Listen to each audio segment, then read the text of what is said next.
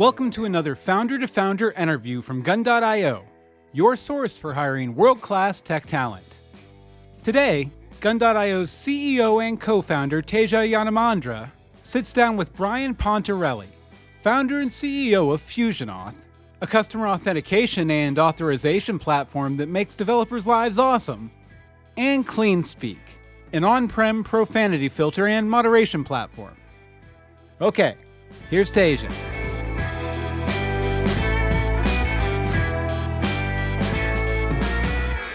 What's up, y'all? Today we have Brian Pontarelli, and we are super excited to dig into him and both of his companies and get to know a little bit about how you view the world and the opportunities in front of him. Thanks so much, Brian, for being here. Yeah, my pleasure. Thanks for having me on.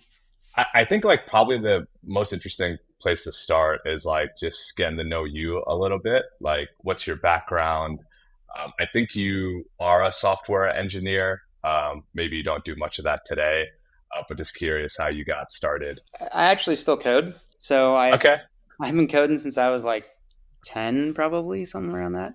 Started on, Apple IIe's and BASIC, and then, my parents bought an IBM 8086, and I started learning how to program that, and, took programming in high school, learned how to program in C and Pascal, and all the way through college, I got a computer engineering degree from CU, and then worked at a bunch of different companies, coding and building things, including BEA.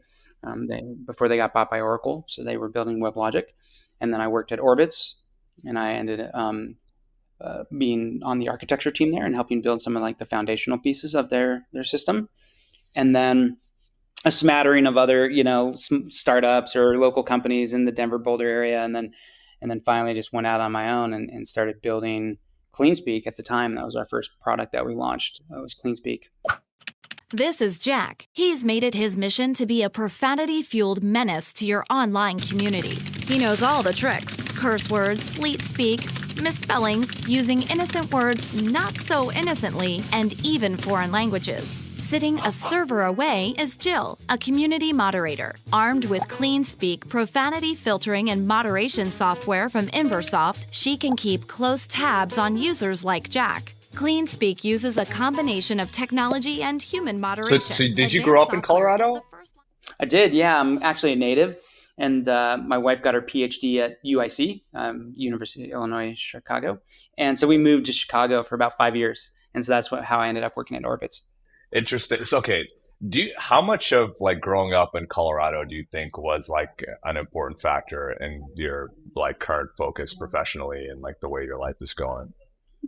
That's a good question. I don't know. I mean, Colorado's cool in terms of we've got all the mountains. Everybody's pretty, outdoorsy, and athletic, and, we're fit, and But overall, I think most of it came from my grandfather on both sides, and then my dad, and my mom. So my grandfather owned a machine shop in Chicago. My other grandfather owned a glass shop in Denver. My dad was a dentist and owned, his own dental practice. My mom owns a property management company, and they own, a handful of properties. So it's just kind of been built into my blood. It's my DNA is to be an entrepreneur. Got you. Yeah, that makes a lot of sense. But Colorado is also very, at least I would say the Denver area. I'm not sure about the rest of Colorado. Maybe you can disabuse me of my ignorance, but it seems like Denver is a very tech centric city, right? Yeah. Right. It was a ton of tech, and Denver, Boulder too.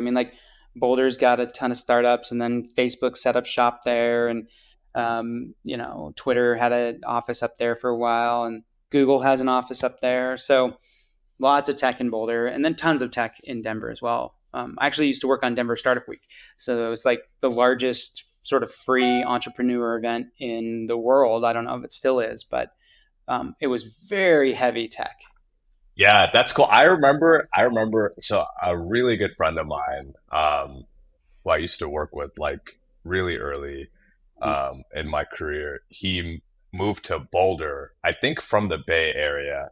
And I remember Boulder and Denver, that whole kind of area was the first city outside of like the Bay Area in the United States, where like people went who are also like working at the frontier of like, let's say, technology or startups or entrepreneurship. That's where they seem to go. And then like New York kind of came up, and then Austin and other cities. But I seem to remember that was like back in like 2011 or something. I don't know. Yeah. By the way, are you a hiker? Like, do you do 14ers as a Coloradan or? I'm more of a skier. I see. I used to rock climb a lot, and I've done some 14ers and I've done some hiking, but I always preferred a little more extreme sports. That's true. Yeah, that's true. Well, Longs Peak gets pretty extreme, right? Like that's probably the scariest. It's not even a 14er. I think that's like a 13er, but it's still pretty scary, right? I don't know. There's like 53 14ers or 52 something. There's a lot in Colorado, so. I like hiking. I've done a couple of them, and it's always an excuse to go there. And if you're there for work, you can hop by somewhere and, I don't know, go on a nice hike. It's sweet. Colorado is one of my favorite states. So it's interesting. So you decided to kind of start your companies after like working for others. Was that intentional, or like it seems like you always wanted to start a business? Why did you first decide to maybe work, under the aegis of other folks first? So I started a startup with a couple college friends in college. I see. That did not go very well. Yeah. And so I'm like, well, that was expensive and not very fruitful. I think I'll just go get a job, make some money. Yep. So it was way easier to get a job than to like try and start your own thing. And it was actually probably better because I learned so much more about like how to actually build software, like in the real world, not just like, in the college world. And so having worked at like Orbitz and BEA, I definitely learned what I needed to know in order to start the two companies, or, actually just one company, but build the two products. What are the material differences to you in terms of like, let's say your initial foray into entrepreneurship and like the software development lifecycle, like your impression of the software development lifecycle versus like how you operate today, or even how you operated in the context of your first couple of roles? Yeah, that's a good question. So like when you're starting your own company, you start from almost zero, right? I mean, like there's a lot of things you can piece together now, and you can get a decent ways through the product, but you have an idea, and you just like, you have to start the first line of code, and you have to write everything basically from scratch, versus going into a company that has processes and, cadences and all these things and, hierarchies. That's completely different. And so we continue to sort of run the way that we did when we started, although we now have to do, PRs, and we have to review things, and there is more overhead, but we still are like, yeah, that's a great idea. Just go build it and like get it shipped. Just go. So that's try and hold on to that as long as you can, because otherwise you slow down and everything comes to a screeching halt, and then it's no fun. Yes. Oh my gosh. I know. I mean, it's like you want stuff, like you want the staging environment, but then also you want to just be able to be like, hey, there's this business need. Please just get it done ASAP. And I know it's important. Just go. How have you tried to preserve that culture as your company has scaled? Like, how do you balance things that need to be done immediately versus respect the process that I assume that you've devised like yourself to protect, business continuity and make sure you're executing against the product roadmap, all that stuff? It really comes down to the people. So interesting. People that can do that and that aren't unnerved by it. So, we only sort of hire like super senior engineers, and we have some more mid-tier engineers, but like for the most part, you want to like first stack your deck with like, top tier people who you could say like, build this thing, give them very little direction. And then what comes out the end is pretty decent, almost shippable, right? Might need some tweaks and some polish and, a designer to get in there and make it look pretty, but overall it's shippable. So that's a really good way to like know that at any time you can give something to the team and they'll run with it. Or if a customer comes in and they're like, hey, you have to build this. Yep. they're okay getting completely derailed, going and doing that, and then coming back. Yeah, because they have that senior, they understand that you have to do that sometimes. Do you have basically business logic level conversations with your engineers, or is that when you think about senior, do you consider that able to understand the business logic and the business constraints associated, or do you think about senior engineer as basically measuring their comfort, against a given stack and their years of experience? I would say it's both, right? So they need to be able to crank code that's high quality, performant, doesn't fail in production. But if they're not tying that to a business need and understanding this, the security risks and the implications of the overall product, and does this impact other areas or other features, those things, a senior has to think about those. And it's specifically an engineer, right? That's an engineering thing. It's no, you're an engineer, dude. You gotta think about the ramifications of your choices. Yeah, totally. What's your view on product managers then? How do you think? Yeah, I'll leave it open ended. Take it where you want. Former engineers make good product managers, right? Yeah, interesting. Product managers who have never coded before, especially on a very highly technical product, they can struggle, right? Because they don't necessarily understand why the devs are going to be oh yeah, we can't do that, or yeah, that has these security risks. So the deeper they get into the actual code itself, the better. Yeah. What is, in your view, what is the golden ratio of product managers to engineers? That's a good question. It depends on the team, but it's going to be somewhere between 5 on the really low side to 20 on the high side. So interesting. Yeah. That's totally different than everything that I've ever heard in any conversation. That's usually I hear the range as being 1 to 3 to 1 to 5, which is I actually tend to agree with your worldview. I think that's right. 100%. Yeah. Cool. Yeah. Yeah. That's awesome. Interesting. Yeah. I'm exposing my bias, but I think that's the right view. Yeah. It's interesting. So how are you balancing running two businesses? Is there overlapping resources, or are they separate? How do you think about that? So that's a good question, because so Cleanspeak has been sort of on autopilot. It's a good business, it's a mature product, it's got great customers, and it just runs. It just does what it does, right? And so we have just started to build out a new Cleanspeak team, and they're getting up and running. Things are going well. I think they're going to be really successful, but it's 3 weeks old. And so that's new. So what I've done for the last 5 years is focus almost entirely on FusionAuth. When you build an app, writing a login, registration, and user management system seems simple. But pretty soon you're implementing complex standards like OAuth, OpenID Connect, and SAML. Plus, you'll need to build out additional login features. And don't forget all the acronyms you need to comply with. Secure Auth is not optional, but the time that it takes to build it is. Save time and use FusionAuth. Just that's been the main focus. There's only 2 of us at the company that have overlap. And then we have the sales team kind of splits time a little bit, but the overhead for Cleanspeak is pretty minimal. Just a couple hours. Yeah. Cool. Do you think about them as separate businesses with different trajectories, or are the markets overlapping such that you can have the sales team basically sell into both? They're pretty different.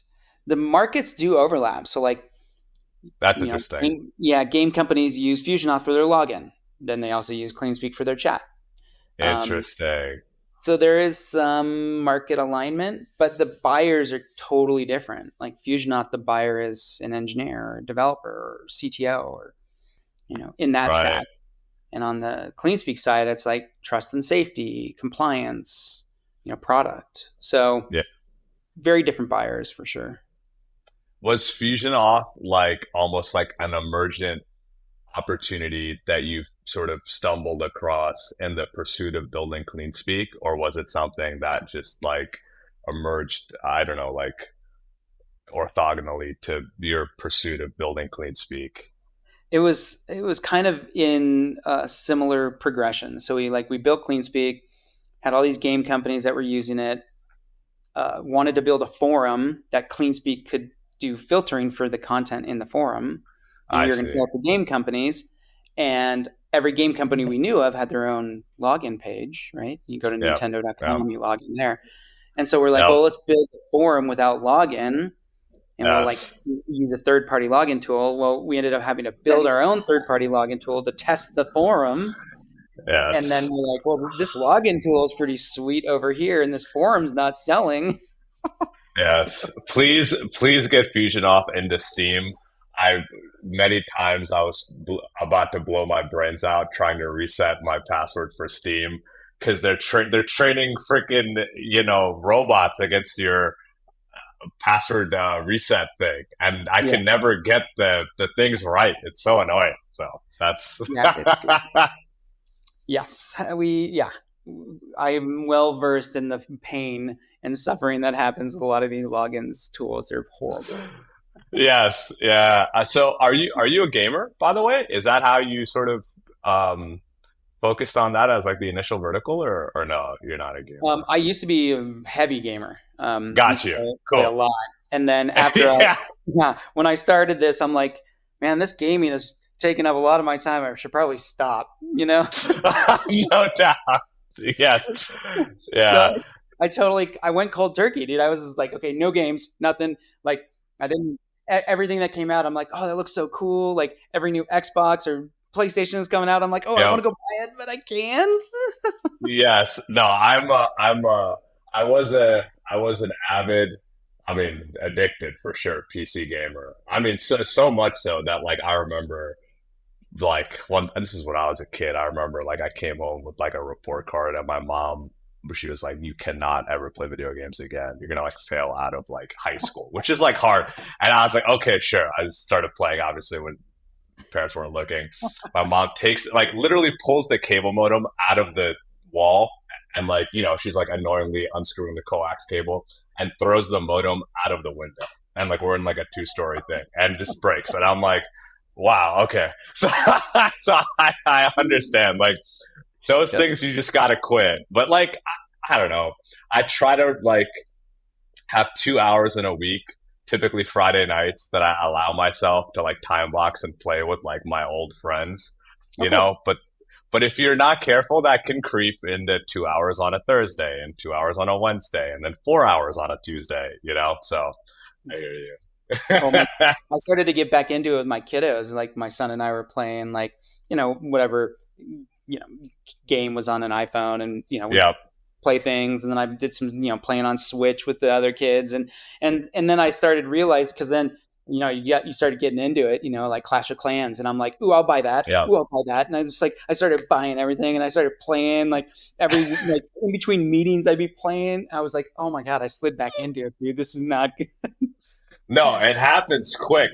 And like, one of my buddies, he's like, he's at like a really cool company, and he's like an engineering manager there. And I see him on Discord talking about Genshin Impact during work hours. And I'm like, he seems to be managing, he's got 3 kids. He seems to be managing it well, but I'm just like, how is he able to do this? Like, I don't know how. It's just funny. I couldn't do it. That'd be brutal. Yeah. Totally, because you catch yourself thinking about that when you should be thinking about other things. That to me is the most like insidious part about gaming. It's not even the time that you spend playing it. Is like you're thinking about like, like I should be doing this with my character. I need to get this gear or what have you. Yeah, yeah. Totally. Yes. Yeah. We were at South by like, I guess maybe 2 weeks ago, and a lot of folks are trying, this is like common, I'm sure you're seeing this, they're trying to integrate like LLMs and Gen AI basically for any type of user input thing that any one of their customers has to do. What's your view on this? Like broad scope, what's your view on like how Gen AI will impact the way SaaS products are built? I think it's going to impact everybody. Yeah. We still have to iron out a lot of the legal issues because like when an AI generates something, who owns it? Totally. And OpenAI got their hand slapped for training against basically other people's data, right? So yeah, right. totally. And then Microsoft last year basically said, if you get sued for copyright infringement, we'll protect you. That was a huge step, right? So they're taking on liability for what ChatGPT and OpenAI is creating. So that was interesting because I'm like, wow, well, that's a huge step, especially with like GitHub Copilot. So GitHub Copilot is going to generate code for you. Who owns the code? Is it Microsoft's code or is it your code? Yeah. So there's a lot of open questions still. I don't think we've sorted all those out, but like once the AI starts being able to be used anywhere and the things it generates are going to be, basically patent free, copyright free, everything free, and anybody can use them, you're going to start to see them get smarter, right? Because right now there's not huge, there's pretty wide adoption, but there's not enough where they can like start getting the feedback loop of like, oh, that's junk, right? Once everyone starts using it, they're going to get the feedback loop of, oh, that was crappy, is going to get better and better and better, which means it's going to, at some point, it's going to be generating such high quality code or such high quality writing or whatever. It's going to be somewhat indistinguishable from, top tier human brains. So that's huge, dude. Like that's going to fundamentally change the way we do business and the way that we do our work. Yeah, it's interesting. It's interesting to think through, like, depending on how, like, my incoming emotional state is that day, like, I'm either very nervous or I'm very excited. But, like, what's right? I don't know if you feel similarly. That's at least how I feel. Absolutely. Yeah. Because if it does good things, it could be amazing. And you're like, wow, this could really, like, increase performance and could really increase, like, output and, like, make things better. And at the same time, you're like, well, what if it generates some crap? And like, also like it is generating crap and it's also generating misinformation and it's, being used very maliciously as well. And we're like, oh shit, well, how do we combat that? Like, this is not 100%. An easy problem to solve. So yeah, 100%. It's like, it's interesting. Like, if you have it do some modeling, you feed it synthetic data and you have it, and you like ChatGPT, if you have it do some modeling, and I'm sure it's the same, like if you have it write some code, you have to fucking actually look through what it makes because it's error prone, like to a significant degree. And I'm not smart enough to understand like how like the thing is being trained, but like you have to ask, like, I don't know. It's interesting. It seems to make people, if they're bad, it will make them worse, and if they're good, it will make them better. Like any technology, I guess, at this state. I agree. Yeah, I think that's a pretty good observation. So I think Llama 2 is the only open source LLM. There's probably others that I haven't heard of, but do you have a view on like managing security risk with the use of LLMs? Are you using any in your products or? Great question. So we are not. We're not even using Copilot. We're not using anything yet because interesting. I'm still waiting to hear. Like, eventually, it's going to bubble up to the Supreme Court, right? And they're going to start making some decisions about these things, and the security risks come along with that as well. So we are being overly cautious. Just given, we're a security product, right? So like, we have to be crazy hardcore stuff. Yeah. How far down does that go? Like, what's your view on like autocomplete things and like IDEs? Does it extend that deep or?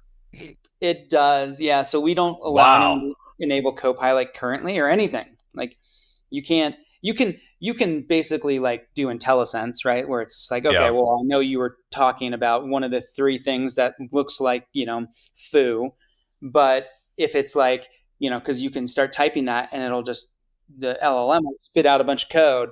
All that's disabled. Will you allow the use of an LLM to generate content or no? Yeah, exactly. It's kind of the same thing, right? So originally we're like, oh yeah, we can start using it to like give us outlines for blogs or like articles or whatever. Yeah. And then last year around August, September, we said like, nope, nobody can do that anymore. Like lawyers this hasn't been decided. Our lawyers freaked out. Like, okay, turn it all off. And then Microsoft said, no, we'll protect you for like copyright infringement. So we're like, okay, maybe we'll try this again. So we're within like the last like 3 weeks, the leadership team and has sat down and said, okay, maybe we can start trying LLMs again in Gen AI. Interesting. But we haven't decided yet. So we're like we're like at the cusp. We're like right on the fence and we're trying to decide. And then if we do decide to go one way or the other, we still have to kind of get the lawyer's blessing, right? Yeah. So yeah, dude, it's dicey. It's hella dicey, and it's a changing environment. So it's like you make the decision with the information you have, but next month it might be entirely different depending on how things go, right? Yeah, exactly. Yeah, it's interesting. I've oscillated like on this myself, like a bunch. Where like I generally feel like if you're using it for intellectual prompts, that's fine. If you're using the output verbatim, that's not fine, but then it's never fine in my view. Like also like it makes you dumber, I think, if you're just like copy and pasting the thing and like you want to be smart. And so, but then to train that into your team and trust them with that judgment is that's difficult for me, Definitely. And so it's like, how do you make a policy that's that nuanced against that thought? I don't know. That's it's really tough, dude. We post in Slack, or we used to post in Slack like every other Monday. You say, hey, friendly reminder, no AI.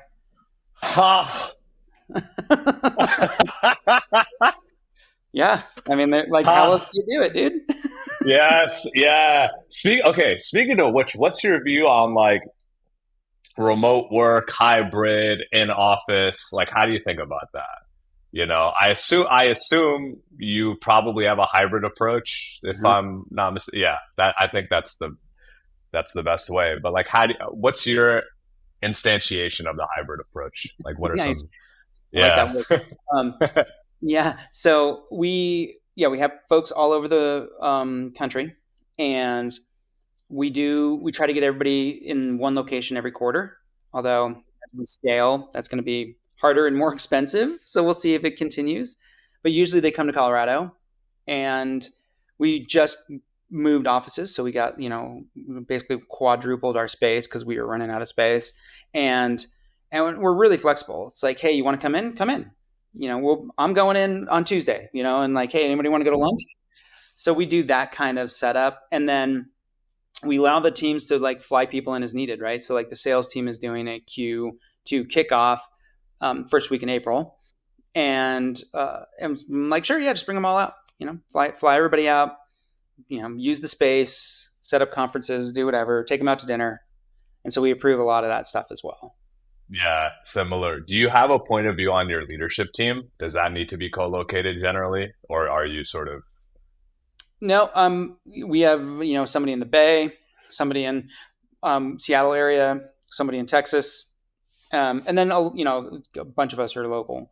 So whenever we need to do something that's critical, we just fly the leadership team out, and it's pretty rare. I mean, usually we can do everything over Zoom or Meet, but it does happen. Totally. Yeah. I used to be like fully in the remote only camp. And then as the business has scaled, you sort of are like, hey, actually, it's really cool to like see somebody face to face and like sit down and talk through a problem. This is different. Like when you're going through Zoom, it's totally different. Yeah. There's no whiteboards, I mean, like tactile drawing things still works. Yeah. And also like you build rapport. And at least I think that for me, it's easier to build rapport in person than it is over if you're like, I don't know, talking about something that's not related to the problem at hand through a Zoom, it can be exhausting because you're just like, why am I here? But if you're doing that over dinner, it feels good. It's productive, I totally agree. I love going out, just going out to dinner or lunch with everybody, and it's way better. How do you like make sure that like you have a unifying culture in a hybrid environment? We do a lot of sort of culture portions of our interview process. We want people that are excited to work, excited to be in a community, with their employees.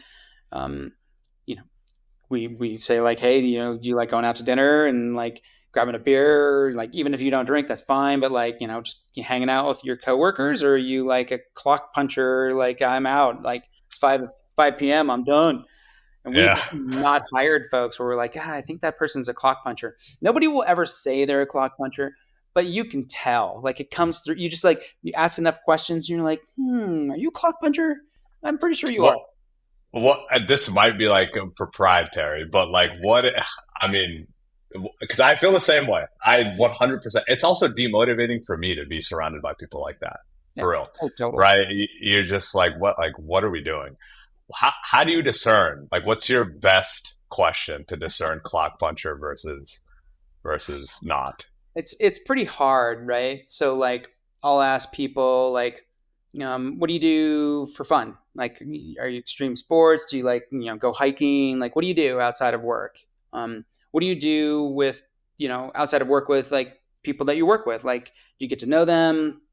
I ask like, beer, cocktails, wine, like, and, or not, or none of, or, are you teetotaler, which is totally fine. Like, I'm don't care, but like people would be like, oh man, I'm such a red wine junkie. I have a cellar and the yada. And like, okay, now they have a personality, right? They actually be like, oh, I should bring a bottle out, or like, hey, I know this good spot. We'll go check it out together or whatever. So you can ask enough of those sort of like, who are you and what are you about besides just cranking the workout? Yeah. And it gives you a really good sense for like, who they are. And the other thing is too, is we like, depending on the hire, and the level, we'll fly them out.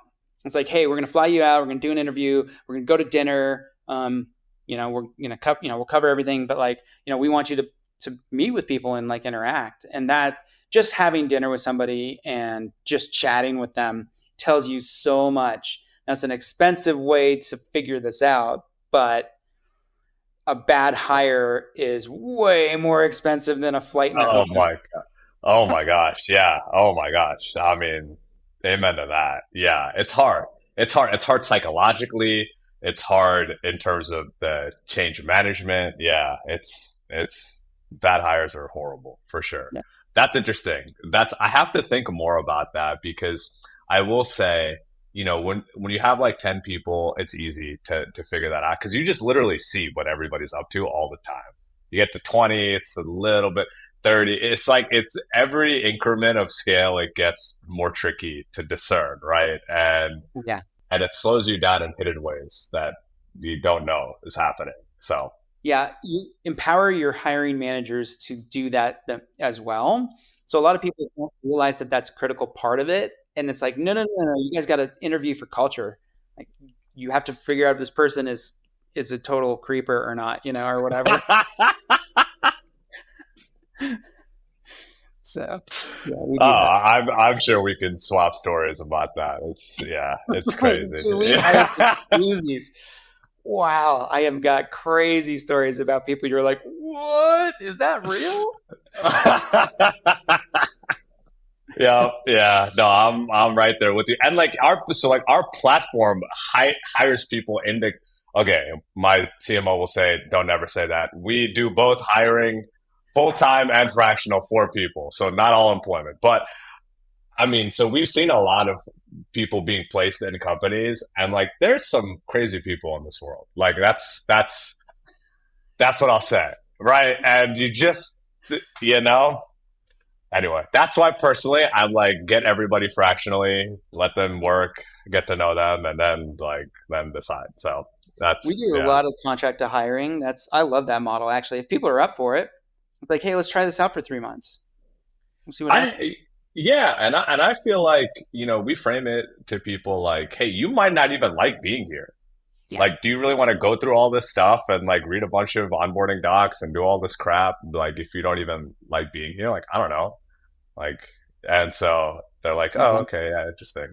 So it's not a bad setup as long as you can cover everything for them and like, make it so they can have the insurance and get paid and like have all the benefit, have the benefit of like what a full-time employee would be. It's just simpler, What's on deck for either of your companies that you want to talk about? So yeah, I mean, as I mentioned, like Cleanspeak is, we're restarting Cleanspeak and getting that back up and running, which is exciting. Yeah, from the ground up, like whole new team or whole new team, yeah. wow.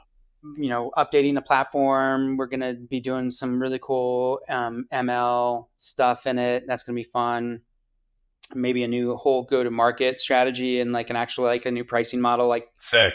everything's on the table. Like that's gonna be super exciting. So that's fun.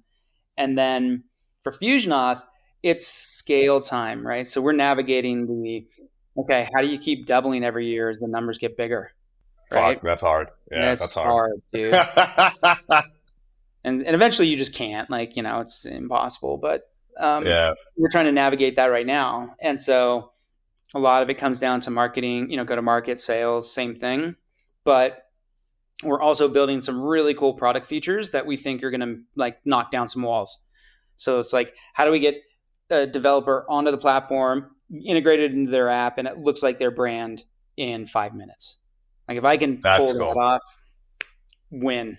Like we win the internet, So it's like, okay. Yeah, that's super interesting. Yeah, I mean, it's at least like it seems like the rate limiter on like let's say second derivative of your company's growth, like the acceleration on the rate of growth is like basically how good your training and onboarding processes in the company. And that's one thing that I've definitely ran into where like as we've scaled the business, like the incremental person that we bring on, the ramp time seems to increase. And like you just catch shit that you're like, oh, like this is obvious to me and like a bunch of other people, but it's not obvious to you. How is that possible? What's happening? How have you solved for that? Like, do you guys have like structured training, onboarding materials, all that stuff, like a repeatable process there? We're getting there. Got you. It's sort of our first foray into like building some of that structure. But like we had this one guy, and he's still with the team, and he was the first one to say like, I'm gonna figure out exactly how to onboard somebody into DevRel and get them up and running quickly with a ton of knowledge that they would normally like it would take them weeks and weeks to uncover. And so he built this just it's a simple thing. It's like these 7 steps, and it's like download this and install this, build this app, make this thing, and within just like a day or two, these people are onboarded. And we've had like people come the people that we've hired come and say like that this is the best onboarding like I've ever had at a company. Usually they just like it's really dry and road and you got to sit in the classroom or it's just like they don't give you anything and it's like figure it out, and so we've taken that to heart we're trying to implement that for every department. And then we're trying to like implement additional training for each department that is like fun ways to learn everything about the business possible. So that way, like you are the most intelligent person at the job that you're doing in the industry. It's like, how can I build that into the culture and into the, onboarding and training and all of that? Because that just sets us ahead of everybody else. No doubt. Yeah. If you have the most sophisticated and the hardest working folks in every role in the industry, then that's, you're winning. Yeah, exactly. That's what it's about. Yeah. Where can people find you on the interwebs? So I used to hang out a lot on Twitter X or whatever we're calling it now. Yeah. I don't know. Wix is, I guess, is more accurate. But I don't do much there anymore, and it's getting so seedy. I'm like, I might mic drop. Like, I might be done, dude. So sketch. But it is. I'm on LinkedIn pretty regularly. That's I'm trying to post there more frequently and just let people know what's going on and what I need and what we're doing and just having fun. And then these things, right? So I'm trying to fill my schedule for the next quarter with like as many of these podcasts and interviews and just talking to people as I can because they're fun. So. Sick. Do you have one? Do you have a podcast? No, I've been thinking about it. Like, and I always debate. I'm like, should I I could do it on security. I could do it on identity. I could do it on just coding. I could do it on bootstrapping, right? Because I bootstrapped the company for 15 years. Yes. And got to the point where we were high growth, bootstrap profitable. That's sort of unheard of. So I haven't figured it out yet. I don't know. Like I want to do something at some point, but I haven't jumped in. I would love to listen to the one on bootstrapping. We were the same thing. 8 years bootstrapped, Nice. Got to profitability, raised around. Then you're burning huge trenches of money as intended, but it's still like, what are we doing here? Well, investors like to say we're investing in future value of the company, but that's it.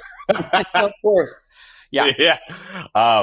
Cool. Okay. I highly recommend it. I mean, it's fun, and it's an excuse to talk to smart people, which I don't know, it's pretty fun.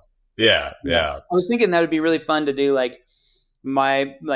take and do half a show of like what I did, and then interview somebody who did the exact same thing, and hopefully it's totally different way to conquer like a bootstrapping issue. Yes.